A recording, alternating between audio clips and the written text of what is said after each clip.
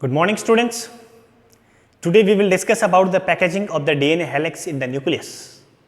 हम ये देखेंगे कि डीएनए का जो डबल हेलिकल जो मॉडल अपने वाटसन एंड क्रिक के बारे में जो पढ़ा था, उसकी न्यूक्लियस के अंदर एक्चुअल में पैकेजिंग कैसे होती है।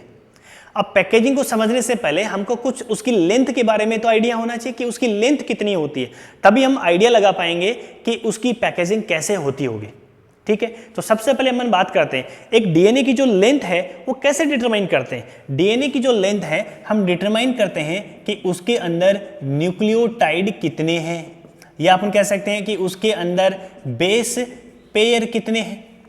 अब न्यूक्लियोटाइड का मीनिंग आप समझ रहे हैं, एक न्यूक्लियोटाइड जो किसके से तीन कंपोनेंट से मिलकर के बना है। ठीक है, ऐसे बहुत सारे न्यूक्लियोटाइड मिलेंगे तो पॉलीन्यूक्लियोटाइड चेन बन जाएगी।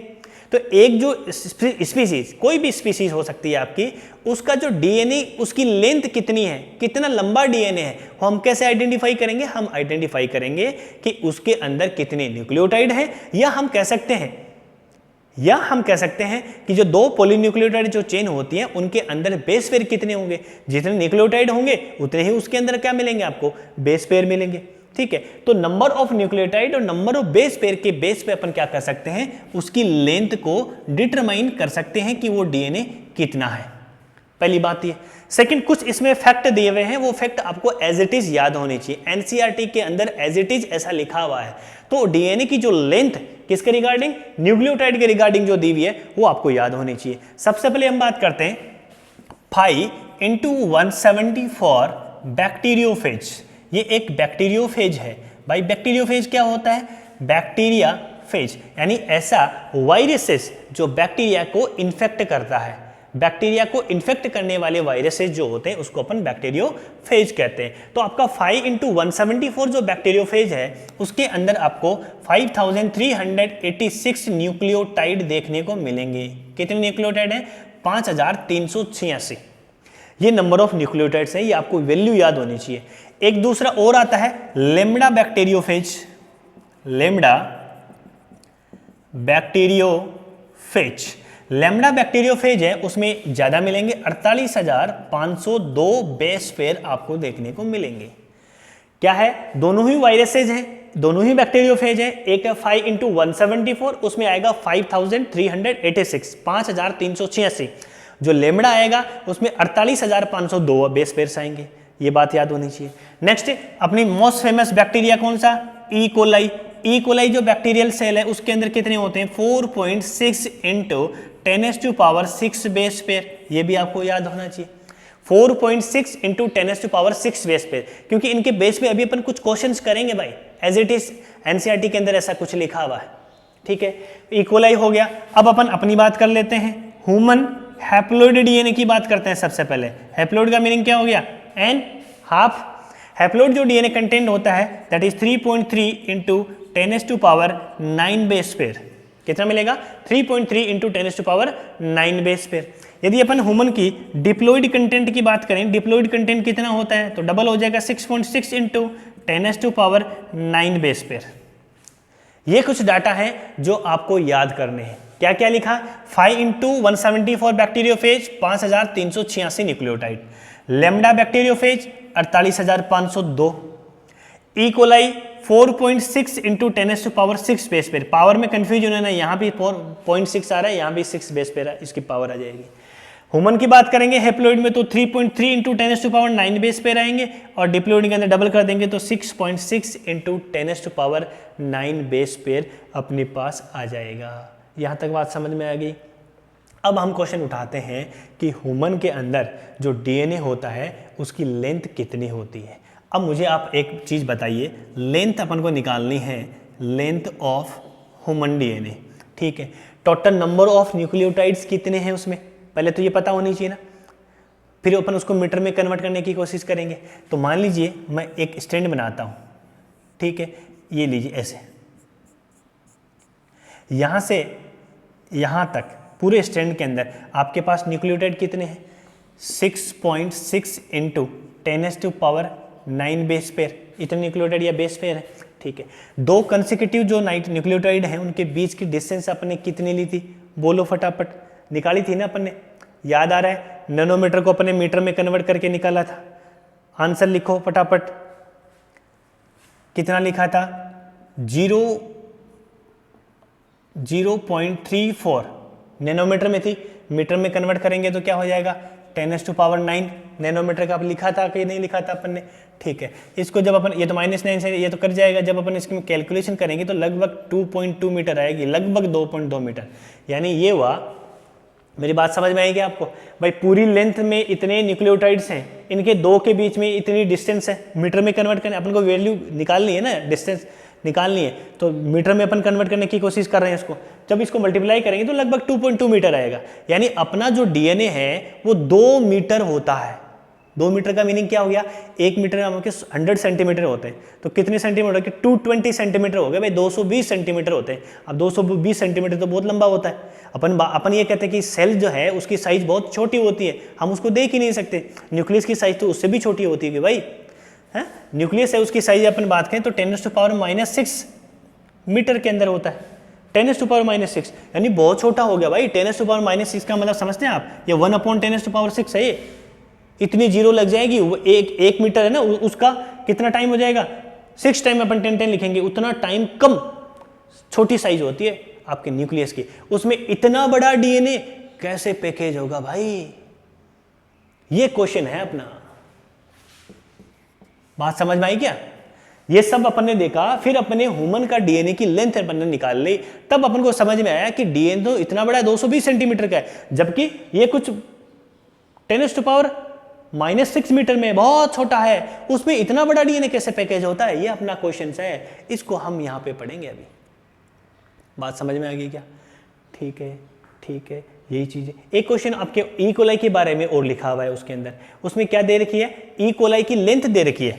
आपका जो क्वेश्चन है ना, लेंथ दे रखी है कि ई कोलाई की जो डीएनए है उसकी लेंथ होती है 1.36 × 10⁻⁻3, ये दे रखी है। फिर उसमें पूछा कि उसमें बेस पेयर कितने होंगे, तो बेस पेयर अपन को पता है, लेकिन उससे भी अपन निकाल सकते हैं। अपन क्या करेंगे, इसकी जो जितनी भी जो लेंथ आ रही है, 2 कंसेक्यूटिव नाइट्रोजन बेस पेयर के बीच की डिस्टेंस कितनी होती है, 0.34 × 10⁻⁹ उससे जब कैलकुलेशन करेंगे तो आपकी ये लेंथ आ जाएगी नियर अबाउट 4 बेस पेयर आ जाएंगे। इतने नंबर ऑफ बेस पेयर इसके अंदर प्रेजेंट होते हैं। ये तो कुछ इसके चारों तरफ के जो एनवायरनमेंट जो बन रहा था उसके रिगार्डिंग जो क्वेश्चंस बन रहे थे वो हमने डिस्कस किया। अब हम स्टार्ट करेंगे कि डीएनए की पैकेजिंग कैसे होती है। यहां तक समझ में आ गया तो हम आगे चलते हैं। आपका आंसर येस और नो में तुरंत फटाफट आना चाहिए बेटा, ठीक है? चलो, उम्मीद, I hope you understand it very well. चलिए हम अब स्टार्ट करते हैं कि एक्चुअल में डीएनए की पैकेजिंग कैसे होती है। चलिए देखते हैं। डीएनए जो आपका है वो किसके अंदर होगा भाई, न्यूक्लियस के अंदर होगा। न्यूक्लियस की साइज कैसी है, छोटी है। डीएनए की साइज कैसी है, बड़ी है। तो बड़ी चीज छोटी चीज में कैसे आएगी, यही तो चमत्कार हम इसमें अंदर देखने वाले हैं, ठीक है? लो जी, आपका डीएनए है, इसकी नेचर की अपन बात करते हैं। डीएनए के ऊपर चार्ज कैसा होता है, नेगेटिव चार्ज होता है। कैसा चार्ज होता है, नेगेटिव चार्ज होता है, और ये एसिडिक नेचर के अंदर होते हैं। ये बात आपको पता होनी चाहिए, नहीं पता तो आज पता कर लो। DNA negative charge and acidic nature में होता है। Deoxyribose nucleic acid, acid तो है ही ऑब्वियसली, ठीक है?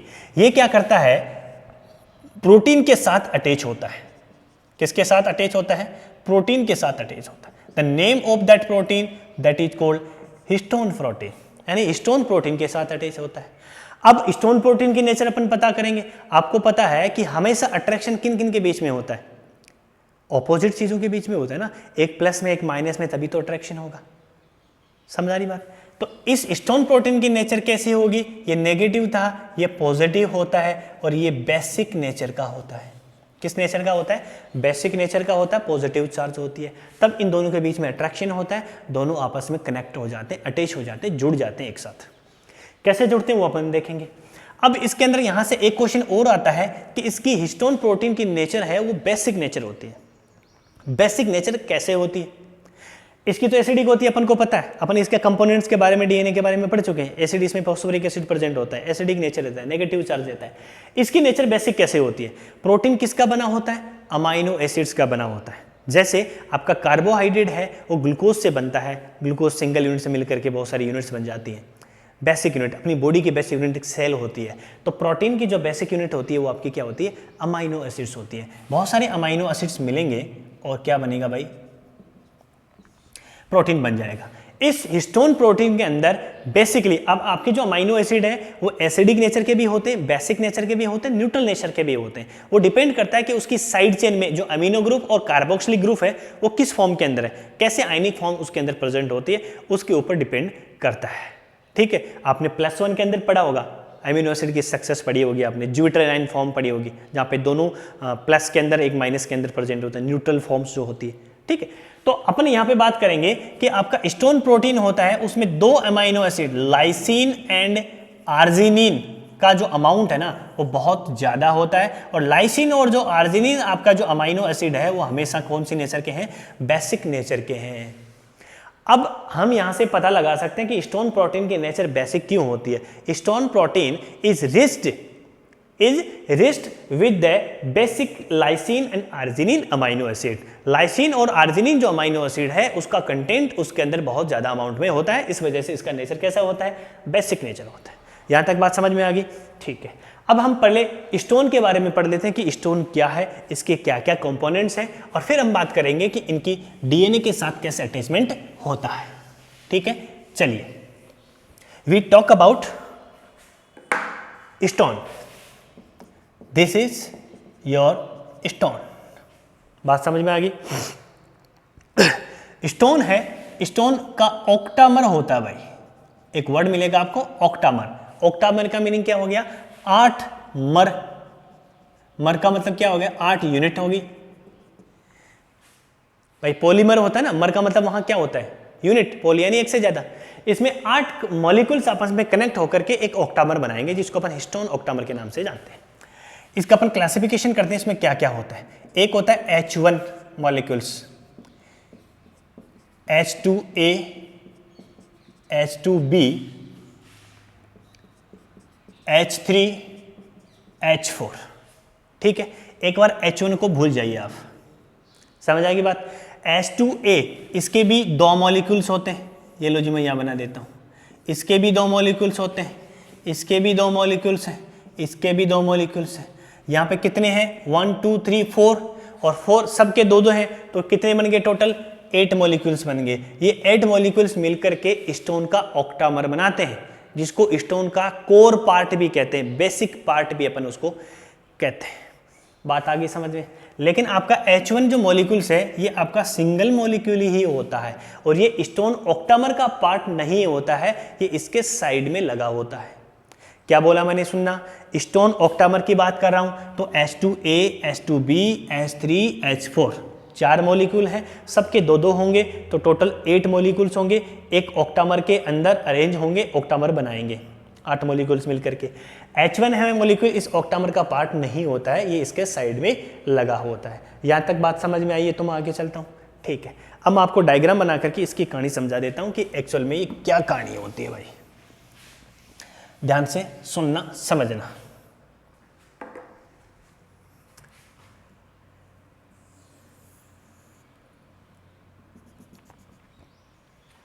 ठीक है, ये ऑक्टामर बना रहे हैं अपन।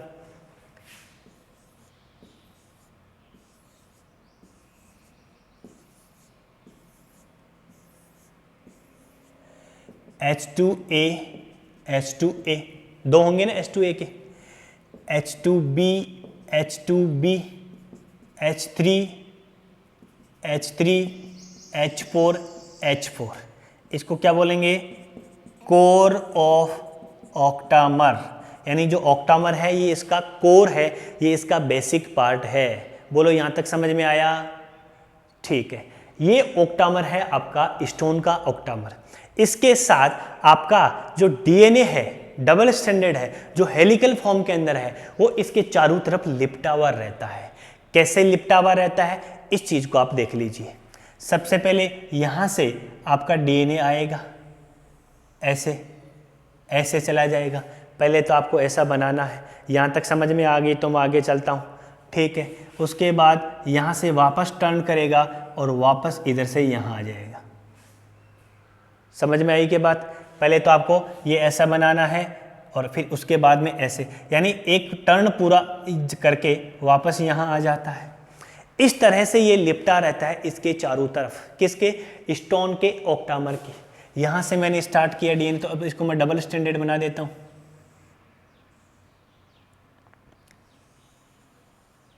ये लीजिए, मुझे लगता नहीं आपको कोई दिक्कत होगी। अब बात आई समझ में, यहाँ तक डायग्राम विजिबल है, दिख रहा है ना? चलिए, बहुत अच्छी बात है। अब देखिए आगे क्या होता है। यहाँ पे ये डीएनए आपका, ये डीएनए, इसके ऊपर जो लिपटा हुआ डीएनए है, इसके अलावा भी तो डीएनए ये वाला।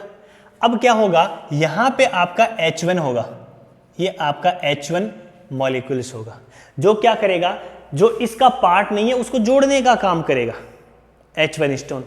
और ये जो डीएनए इसके ऊपर लिपटा हुआ है, लेकिन ये जो लिपटा हुआ नहीं है, बाहर का जो पार्ट है, उसको अपन क्या कहेंगे, लिंकर डीएनए का नाम देंगे।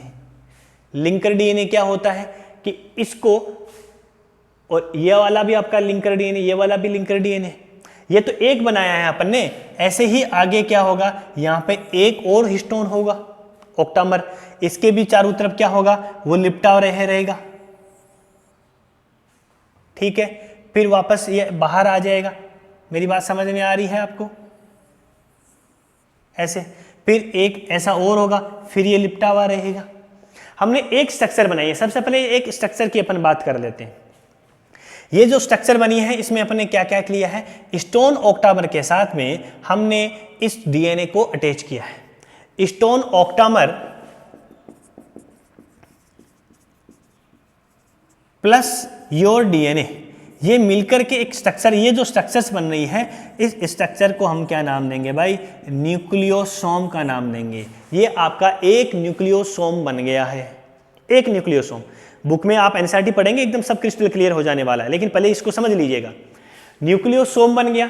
एक न्यूक्लियोसोम में नियर अराउंड 200 बेस पेयर होते हैं। एक न्यूक्लियोसोम में कितने बेस पेयर होते हैं, 200 बेस पेयर होते हैं। याद रखने वाला क्वेश्चन है, अच्छा क्वेश्चन है।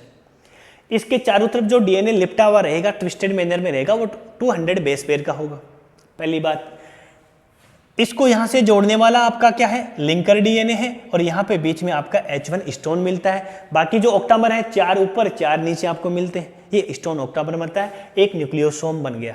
फिर फर्दर अपन ने देखा कि एक न्यूक्लियोसोम यहां पे बन गया, एक न्यूक्लियोसोम यहां पे बन गया, और ऐसे ही बहुत सारे बनते जाते हैं। बात आई समझ में? ठीक है। अब एक चीज देखिए, यहां पे मैंने एक चीज ये न्यूक्लियोसोम और बनाया है। ये जो डीएनए है ना, जो इसका पार्ट भी नहीं है, इसका पार्ट भी नहीं है, बीच में है, तो इस डीएनए को अपन क्या कह रहे हैं, लिंकर डीएनए का नाम दे रहे हैं। किसका नाम दे रहे हैं, लिंकर डीएनए का नाम दे रहे हैं। ठीक है। और यहाँ पे कनेक्ट कौन करता है इनको, H1 कनेक्ट करता है, यहाँ भी H1 कनेक्ट करता है। बात आ रही है ना समझ में? ठीक है। तो ऐसे ये स्ट्रक्चर्स है, ये तो हमने बड़ी स्ट्रक्चर्स बनाई है। इसको मैं छोटी स्ट्रक्चर के रूप में यदि नाम दूं तो कुछ यूं आपको थ्रेड जैसी स्ट्रक्चर्स नजर आएगी, जिसमें आपको जगह जगह बीड्स दिखेंगे, मोती दिखेंगे। जैसे हम माला पहनते हैं, माला के अंदर मोती होते हैं, बीच में एक थ्रेड होता है, तो बीच में ये तो आपको थ्रेड दिख रहा है, ये बीच में आपको क्या दिख रहा है, ये आपको न्यूक्लियोसोम दिख रहा है। ये बीच में तो आपका क्या है, ये तो न्यूक्लियोसोम है, ये आपका बीच में लिंकर डीएनए है। बात नहीं समझे? तो एक ऐसी स्ट्रक्चर जो बनती है, बहुत सारे न्यूक्लियोसोम मिलकर के जो स्ट्रक्चर बनाते हैं, उसको अपन क्या कहते हैं भाई, क्रोमेटिन के नाम से जानते हैं। जो थ्रेड जैसी स्ट्रक्चर्स दिखेंगी और बीच बीच में उसमें डॉट लाइक स्ट्रक्चर्स नजर आएगी, वो डॉट लाइक स्ट्रक्चर्स आपकी क्या होगी, न्यूक्लियोसोम होगी। बात यहां तक समझ में आई है? तो मैं आगे बढ़ता हूं। ठीक है, चलिए। अब आपका जो क्रोमेटिन जो बना है, वो क्रोमेटिन क्या होगा, फर्दर कंडेंस होना स्टार्ट हो जाएगा। क्या होना स्टार्ट हो जाएगा, कंडेंस होना स्टार्ट हो जाएगा। और क्रोमेटिन फाइबर्स जिसको अपन कहेंगे, और फिर क्रोमेटिन जो फाइबर्स है वो क्रोमोजोम में चला जाता है। क्रोमोजोम के अंदर उसकी पैकेजिंग हो जाती है। क्रोमोजोम कैसे बनता है, यहां तक समझ में आ गया? आगे चलता हूं मैं। ठीक है। अब क्रोमोजोम के अंदर जो पैकेजिंग होगी उसकी, तो उसके अंदर क्या होगा, एक प्रोटीन और होता है, नॉन स्टोन क्रोमोजोमल प्रोटीन। क्या होता है, नॉन स्टोन क्रोमोजोमल प्रोटीन।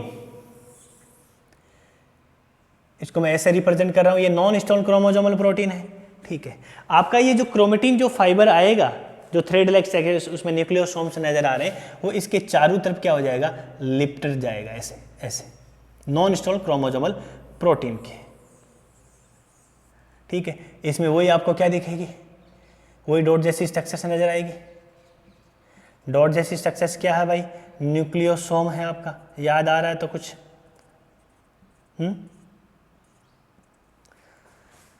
ये आपका क्रोमोसोम बन गया, क्रोमोसोम के अंदर इसकी पैकिंग हो गई, ये बात समझ में आ गई। ये आपका this type of packaging of the DNA helix in the nucleus in eukaryotes, ऐसी पैकेजिंग यूकैरियोट्स में होती है। जबकि प्रोकैरियोट्स में तो क्या होता है, सिंपली कोई न्यूक्लियस होता नहीं है, न्यूक्लियोइड जैसी स्ट्रक्चर्स होती है, जिसमें भी आपका negative charge DNA positive charge protein के साथ में अटैच होकर के उस न्यूक्लियोइड के अंदर पड़ा रहता है। उसकी पैकेजिंग सिंपल पैकेजिंग है। लेकिन ये पैकेजिंग जो यूकैरियोट्स की है उसके ऊपर हमेशा क्वेश्चन बनता है, अच्छा क्वेश्चन बनता है। डायग्राम बेस्ड भी क्वेश्चन इसके ऊपर हिस्टोन के ऊपर आ सकते हैं, जो न्यूक्लियोसोम की स्ट्रक्चर्स हमने देखी है उसके ऊपर आ सकती है। तो ये स्ट्रक्चर्स आप जरूर ध्यान में रखें, आप जरूर याद कर लें। ठीक है, न्यूक्लियोसोम की स्ट्रक्चर, उसके बाद क्रोमेटिन बनता है, फिर क्रोमेटिन फाइबर और फिर क्रोमोसोम बन जाता है। नॉन स्टोन क्रोमोसोमल प्रोटीन्स होते हैं वहाँ पे। ठीक है, एक पार्ट जब हम इसकी स्टेनिंग करते हैं क्रोमोसोम की तो अपन को दो पार्ट नजर आते हैं। एक पार्ट आपका होता है यूक्रोमेटिन, एक होता है हेटेरोक्रोमेटिन। यूक्रोमेटिन क्या होता है, लाइट पार्ट होता है, हेटेरोक्रोमेटिन आपका डार्क पार्ट होता है। ठीक है, इतना सब कुछ अपन ने पढ़ लिया। अब यहाँ पे एक वो क्वेश्चन था, उसको अपन डिस्कस कर लेते हैं। क्वेश्चन क्या था, how many nucleosomes are present in a mammalian cell. एक मैमेलियन जो सेल है उसके अंदर कितने न्यूक्लियोसोम बनेंगे। क्वेश्चन लिख रहा हूं मैं, ध्यान से सुनना इसको, आपके बुक के अंदर दिए हुए। How many nucleosome are found in a human mammalian cell, यानी न्यूक्लियोसोम के नंबर पूछ रहा है कितने बनेंगे। समझ में आई मेरी बात? चलो ठीक है, आपको ये पता है कि बेस पेयर कितने होते हैं ह्यूमन सेल के अंदर, 6.6 इंटू 10⁻⁹ बेस पेयर टोटल है ऐसे। ठीक है, ये 6.6 इंटू 10⁻⁹ बेस पेयर है। आपको ये भी पता है कि एक न्यूक्लियोसोम कितने बेस पेयर का बनता है, एक न्यूक्लियोसोम बनता है 200 बेस पेयर का। ये बात अपन को पता है कि नहीं पता भाई? पता है ना?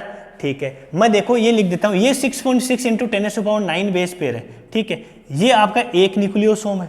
इस एक न्यूक्लियोसोम को बनाने में कितने बेस पेयर लग रहे हैं, 200 बेस पेयर लग रहे हैं। ठीक है, तो पूरे न्यूक्लियोसोम में पूरे बेस पेयर में कितने न्यूक्लियोसोम बन जाएंगे, यानी ऐसे कितने न्यूक्लियोसोम बनेंगे भाई? सिंपल सा है, टोटल लेंथ दे रखी है, एक का दे रखा है, सबका निकालना है, डिवाइड कर दो। क्या होगा, 6.6 इंटू 10⁻⁹ अपॉन 200। ये 2 जीरो यहाँ से आपका 9 है, ये हो जाएगा 7।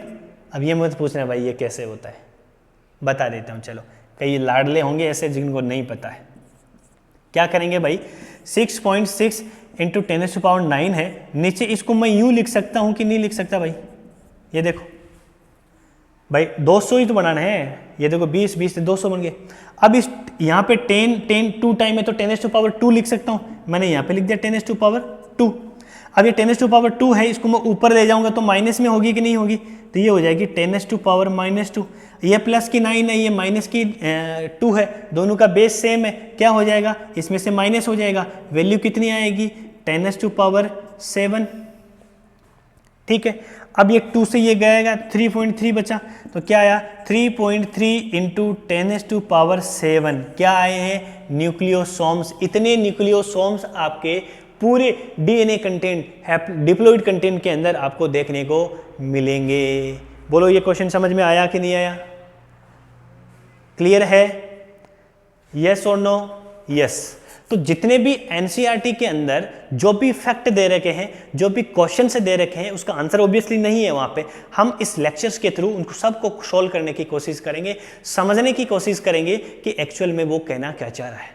ठीक है, तो सारे क्वेश्चन हमने डिस्कस किए, पैकेजिंग आपका खत्म होता है। पैकेजिंग ऑफ डीएनए हेलिक्स जो है, इसके अंदर सिंपली आपको याद रखने वाली चीज कौन कौन सी है वो मैं आपको वापस रिपीट कर देता हूँ। कि एक तो आपको फैक्टर याद रखने हैं कि 5 × 174 के अंदर न्यूक्लियोटाइड्स कितने होते हैं, लैम्बडा में कितने होते हैं, ई कोलाई सेल्स के अंदर क्या क्या होते हैं, हैप्लोइड डीएनए कंटेंट कितना होता है, diploid DNA content human being की बात कर रहा हूं कितना होता है। फिर अपन को पढ़ना है कि डीएनए है उसकी नेचर कैसे होती है, आपके हिस्टोन प्रोटीन की नेचर कैसे होती है, फिर दोनों के अटैचमेंट होकर के हिस्टोन ऑक्टामर क्या होता है, H1 क्या होता है, कैसे आपस में अटैचमेंट होते हैं, न्यूक्लियोसोम्स कैसे बनता है, लिंकर डीएनए क्या होता है। ये लेबलिंग करने को आ सकता है बेटा क्वेश्चंस बोर्ड एग्जाम के अंदर, और नीट के अंदर ये क्वेश्चन आ सकता है, वहां से लेबलिंग में से क्वेश्चन पूछा जा सकता है कि ये क्या है, फाइंड आउट ABCD कैसे भी फॉर्मेट बना सकता है। तो ये सारी चीज आपको स्ट्रक्चर्स न्यूक्लियोसोम की ध्यान होनी चाहिए।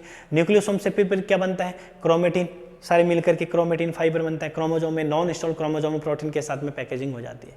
इस तरीके से पैकेजिंग होती है। इसके रिगार्डिंग जो क्वेश्चन थे वो सारी अपन ने कर लिए हैं। डीएनए ह्यूमन के अंदर कितना होता है, लेंथ कितनी होती है, 2.2 मीटर होता है, न्यूक्लियस की साइज कितनी होती है, 10⁻⁻6 मीटर होता है। तो ये सारे के सारे जो फैक्ट्स हैं वो आपको याद होने चाहिए, ध्यान में होने चाहिए। ठीक है, अपना लेक्चर अभी खत्म करते हैं। नेक्स्ट लेक्चर में हम बात करेंगे search for genetic material. Genetic material आज हमको पता है डीएनए है, लेकिन उस समय डीएनए था, आरएनए था या प्रोटीन था, अलग अलग साइंटिस्ट आते गए, सबने अलग अलग व्यूज दिए, लेकिन किसका एक्सेप्ट हुआ किसका एक्सेप्ट नहीं हुआ, क्या एक्सपेरिमेंट उन्होंने किए थे इसके रिगार्डिंग, वो सारी बातें हम नेक्स्ट लेक्चर के अंदर डिस्कस करने वाले हैं। तो नेक्स्ट लेक्चर को देखना नहीं भूलिएगा। और ये लेक्चर आपको कैसा लगा अपने फ्रेंड्स के साथ, अपने दोस्तों के साथ, अपने स्कूल के क्लासमेट के साथ, सबके साथ शेयर कर दीजिएगा और लाइक कर दीजिएगा। Thank you. जय हिंद। जय